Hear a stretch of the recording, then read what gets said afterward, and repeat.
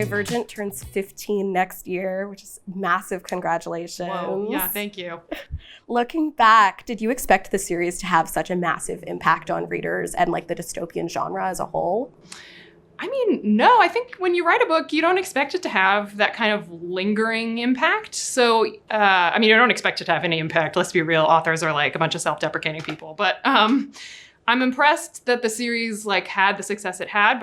But what's been really gratifying is that readers continue to pick it up even 15 years later. So I still get direct messages from, a 14-year-old who's like in the middle of Allegiant and wants to tell me how much she's enjoying it. And I'm like, oh, Godspeed. Allegiant has gone down in history as having maybe one of the most shocking endings of all time. Did you know Tris would, spoiler alert, die at the end of the series when you started writing Divergent? I did know. I knew how it would end. I didn't know a whole lot about the book other than how I wanted it to end.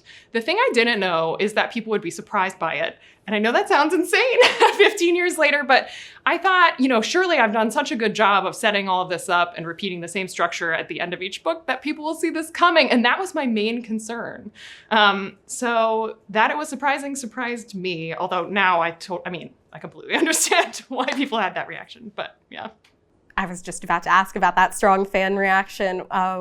Looking back 15 years later, would you have done anything different? It's hard to answer that kind of question. No, I think I learned so much from the way that it happened, the good and the bad. Obviously, any author looking back at their old work can see 1,000 different ways to rewrite it. So yes, that's true of me, of course.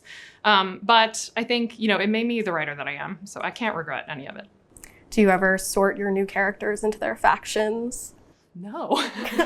So, all of the factions seem terrible to me. So I'm like, no, avoid them at all costs.